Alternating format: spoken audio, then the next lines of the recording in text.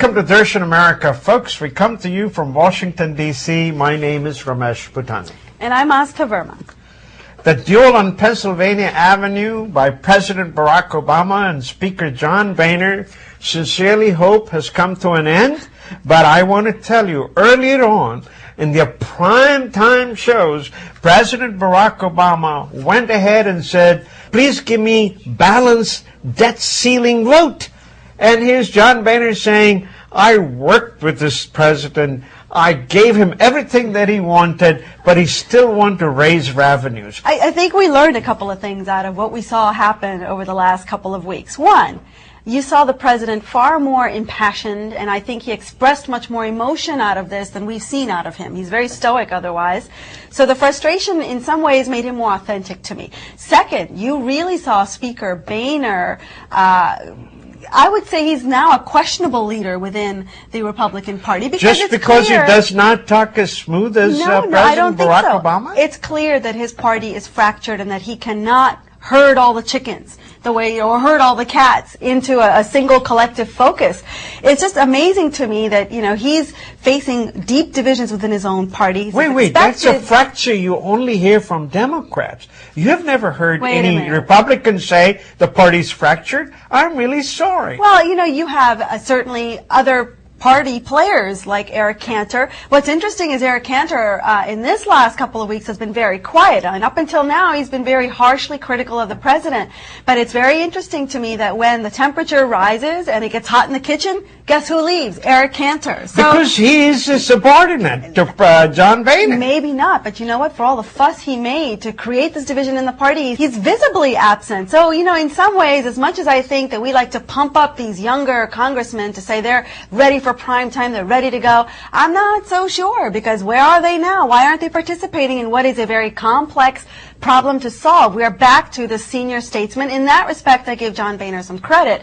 On the other hand, I think he's got way too much on his hands, and I think the president came out looking better for this than the Republican Party did. That's just how I feel. I don't know. One of the other things that was missing that I personally did not like is the specifics.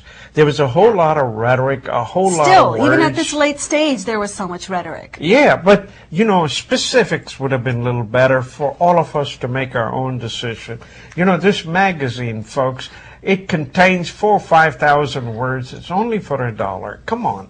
Words are so cheap. Empty. Yeah. I want to see some specifics, some numbers, so that we can make our own decision. I do agree with you. I think the independents, those of us who might decide to vote either way come the next election cycle, they want action. I think they're tired of both parties running to their corners and saying, well, we can't do this and we can't do that. I think we really do need to collectively make some harsh compromises.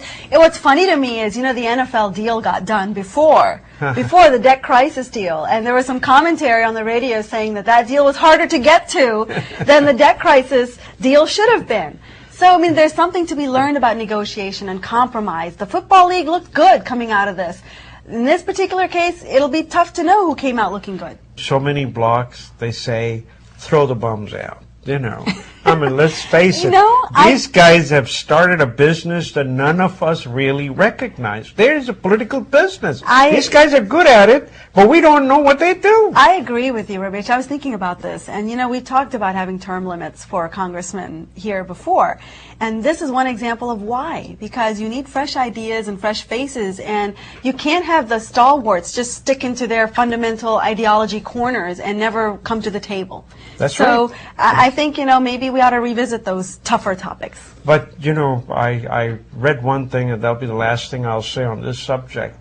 There was a former Air Force captain, and he said that he sends 10% of his income towards the reduction of the American debt. And you know what? The federal government receives it, they put it in the general fund. They do not set it aside for reducing the debt, which I thought was so bad, because there are many people who send $10, $15, $100 towards lowering the debt, and you know what? It goes to general fund. That's a sad part. It is very sad, considering what we've learned in the last election cycle, that a little goes a long way. If 1 million 200 million of us decide to give a little towards this debt, we could probably make a dent. Moving on. I think we have done enough on this. Folks, have you seen the new Time magazine cover? I have. Men and women. It's always been a fight because women always say that they work harder than men. Well, that has been the case, but today they came out with that, please, don't fight. We are equally working hard. What they have done is they have taken the hours of a housewife, a part-time wife, and of course a full-time working wife who works 2 shifts, one on the job and one when she comes at home. But the way they have done this, they're showing that when you add it all up, the little ones or the larger ones, it appears like, you know, both of them work about as hard as the other person. But so much of it depends on the kind of work you're doing, right? I mean, one type of work could be relatively simple, as in going to an office environment, sitting behind a desk, relatively stress-free because you're doing what you're doing. At home, you know, a mother or a mom could have kids screaming around the house, people coming through, deliveries. I mean, she might be much more multitasked and split in her time than maybe a man is at the office. So, I mean, how do you compare? It's not an apples to apples comparison. You know, I think it's good in a way if it keeps people from fighting, right? There won't be arguments in the house to say, I do more, you do less. And there certainly shouldn't be inequalities when we're dual income households. You know, I think in some ways you can accept inequality when you have a single income household, but when you have a dual income household, it becomes far more tricky where the negotiations occur. No, but nowadays men are actually participating, which is the story. The research is done by Pew Center, great credentials, and I completely agree, and I think now love will increase because women will now feel that the men is getting away with it, you know. And the men, to give them credit, I think are more involved now around the house, taking care of the kids, doing more house-related chores, shopping, groceries, the mundane stuff to keep the household going. It's a shared responsibility now, which I think generally is a positive trend. There's good news for women on another front, too.